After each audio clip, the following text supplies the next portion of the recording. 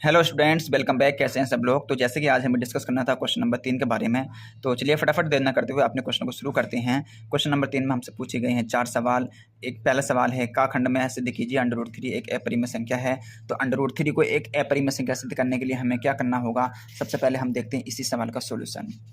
देखिएगा, सोल्यूशन कुछ इस तरीके से है। मान सकते हो कि माना आपने √3 क्या है, एक परिमेय संख्या है, आपको रिवर्स लेना होगा। आपको क्या करना होगा भाई,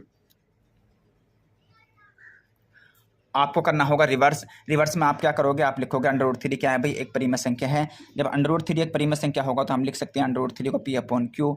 अगर हम p की वैल्यू निकालेंगे तो √3q आ जाएगी। यहाँ से अगर हम स्क्वायर करेंगे तो p² का मान हो जाएगा 3q²। अब देखिएगा, p² में 3 का पूरा पूरा भाग जा रहा है, आपको ये दिखाई दे रहा होगा। p² = 3 q²। हम लिख सकते हैं इसको। इसलिए क्या होगा भाई, p भी 3 से, p में भी क्या होगा, 3 का भाग जा सकता है, 3 का भाग जाएगा, पक्का ये बात तय है। अब हमें क्या काम करना है भाई, देखिएगा हमें काम क्या करना है। p बराबर क्या होगा, यहाँ से हम देख सकते हैं कहाँ से, p² बराबर क्या होगा 3q²। हम मान सकते हैं p बराबर 3c। हमने माना, मान लीजिए p बराबर क्या होगा 3c। अब देखिएगा, अगर मैं p की वैल्यू यहाँ पर रखूँ तो p की वैल्यू कितनी है 3q, तो ये हो जाएगा 3q²।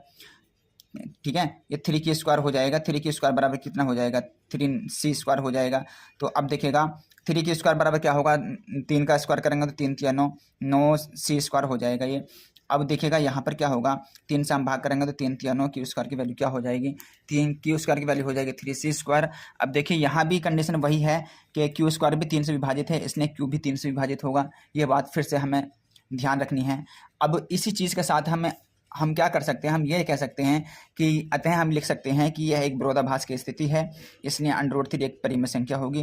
क्योंकि जो संख्या किसी से डिवाइड होती है तो वो क्या होगा, वो अभाज्य संख्या तो होगी नहीं। अगर वो अभाज्य संख्या नहीं है तो जाहिर सी बात है वो क्या होगी, वो एक परिमेय संख्या होगी। तो ये था इस सवाल का छोटा सा सोल्यूशन। और बात करते हैं भाई इसके बाद में, देखिएगा ख खंड की। ख खंड में क्या पूछा गया है, ख खंड में कहा है a का मान ज्ञात करने हैं, जिसके लिए हमें निकाय दिया है। ax + 2y का मान 2 है, 8x + ay का मान 4 है। इसके अपरिमित रूप से अनेक हल होंगे। ठीक है, अगर इसके अनेक हल हैं तो a का मान क्या होगा। तो अनेक हल के लिए हमें देखिएगा, हमने एक डेरिवेशन पढ़ा था पहले। हमने डेरिवेशन क्या पढ़ा है, हमने पढ़ा है ax + 2y = 2, ये 8x + ay = 4 गिवन है हमें। अब ये देखिएगा, हमारे पास ये स्टैंडर्ड इक्वेशन होती है a1x + b1y + c1 = 0, a2x + b2y + c2 = 0। अगर मैं इन इक्वेशन से मैं अगर इनके कंपैरिजन करूं तो a1 का मान कितना हो जाएगा, a और b1 का मान 2 हो जाएगा, c1 का मान -2 हो जाएगा। इसी प्रकार a2 का मान 8 हो जाएगा, b1 का मान, b2 का मान क्या हो जाएगा, c2 का मान कितना हो जाएगा, -4। यहाँ तक किसी को कोई दिक्कत नहीं है।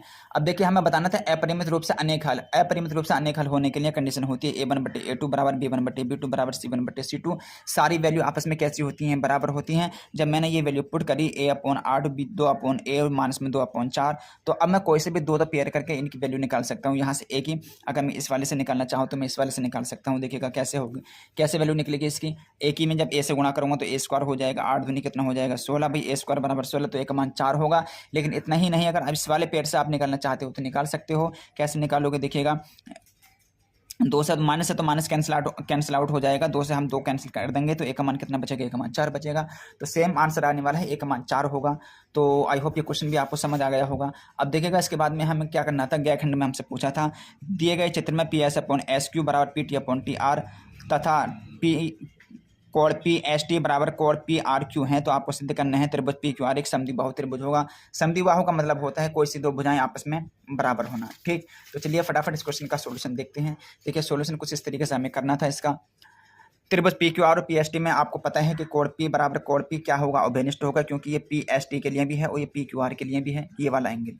ठीक, आपको ये वाला एंगल दिखाई दे रहा होगा, ये उभयनिष्ठ है दोनों त्रिभुज के लिए।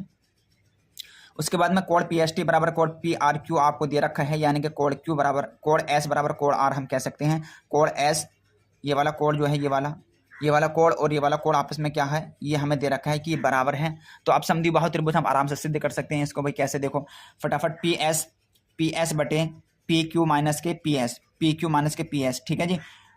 इस भुजा का रेशियो बराबर क्या होगा, PT/PR माइनस में पी टी, माइनस में पी टी, ये वाली भुजा का माइनस मान घटाएंगे। अब क्या होगा देखिएगा, इसके आपस में गुणा करेंगे, पी एस के हम गुणा करेंगे पी आर से, तो P S into P R हो जाएगा, पी एस की गुणा करेंगे पी टी से, तो पी माइनस में पी एस पी टी हो जाएगा। सेम कंडीशन इसके साथ में हो जाएगी, ये इसकी जब इसके साथ में गुणा करेगा तो देखिए कि वैल्यू ये रखी है, जब हम इसको खोलेंगे तो P T into P Q minus में P T into P S होगा, P T minus P S cancel out हो जाएगा, हमारे पास बचेगा P S upon P Q, P S ये बचा, पी क्यू हम इसके नीचे ले आए, पी आर हमारे पास, पी टी हमारे पास ये है, पी आर हम इसके नीचे ले आए।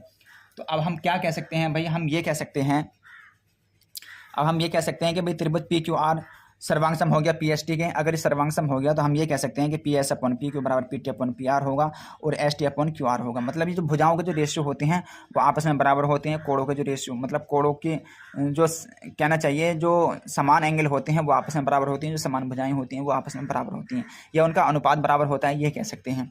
अब फटाफट देखिएगा, कोण एस बराबर कितना होगा भाई, कोण एस बराबर कोण क्यू, कोण एस बराबर कोण क्यू, भुजाओं से कोण एस बराबर किसके हो जाएगा, कोण क्यू के बराबर हो जाएगा, कोण टी बराबर किसके हो जाएगा, कोण आर के बराबर हो जाएगा, ये वाला एंगल इसके बराबर हो जाएगा, और कोण पी बराबर क्या होगा, कोण पी ये दोनों में उभयनिष्ठ है। देखिएगा आप यहाँ से देख सकते हैं कोण पी और कोण पी क्या है, ये दोनों के लिए उभयनिष्ठ है ये वाला एंगल, तो मैंने फिर से ये वाले मान लिख दिया।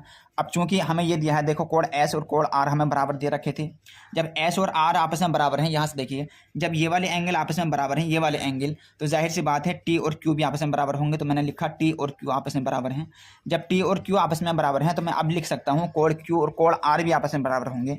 कोण क्यू मैं इस वाले एंगल को भी कह सकता हूँ, मैं इस वाले एंगल को भी कह सकता हूँ, ये वाला एंगल और ये वाला एंगल भी आपस में बराबर होगा। अब जब दो एंगल बराबर हो गए तो जाहिर सी बात है ये वाली जो साइड है हमारे पास, ये कंप्लीट साइड ये वाली, और ये वाली जो साइड है हमारे पास, ये वाली साइड भी हमारे पास बराबर होगी। जब दो साइड बराबर हो गए, दो एंगल बराबर हो गए, तो जाहिर सी बात है कोण त्रिभुज कैसा हो गया, त्रिभुज हो गया हमारा समद्विबाहु त्रिभुज। कैसा हो गया, समद्विबाहु त्रिभुज। और यही हमें सवाल में सिद्ध करना था, तो हम लिख सकते हैं दैट्स प्रूव, यहाँ पर ये चीज़ सिद्ध हुई। अब बात करेंगे भाई, देखिएगा एक और क्वेश्चन पूछा गया था इसमें। क्वेश्चन ये है कि एक 40 सेंटीमीटर ऊंचे शंकु के छिन्नक के वृत्ताकार सिरों की त्रिज्याएं 38 सेंटीमीटर और 8 सेंटीमीटर हैं। शंकु के छिन्नक की तिरछी ऊंचाई ज्ञात कीजिए। अब फटाफट मैं देखिएगा इस सवाल को भी आपको दिखाता हूँ, वीडियो तो खैर काफ़ी बड़ी हो चुकी है। देखिए छिन्नक का मतलब क्या होता है, किसी भी शंकु को, किसी भी कोण को जब हम ऊपर से काट देते हैं तो वो छिन्नक बन जाता है।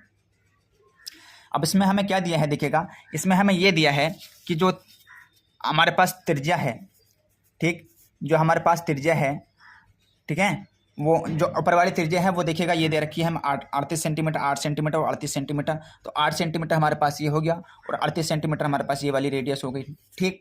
ऊंचाई हमारे पास 40 सेंटीमीटर दे रखी है, 40 सेंटीमीटर ऊंचाई दे रखी है। हमसे पूछे है एल का मान क्या होगा। फटाफट देखिएगा, छोटा सा फार्मूला इसमें अप्लाई करना था सवाल में, और आई होप पेपर में भी आपको, बोर्ड में भी इसका सवाल आपको देखने के लिए मिलेगा जरूर। फटाफट आज जैसे पेपर छूटेगा आप चेक कर लेना।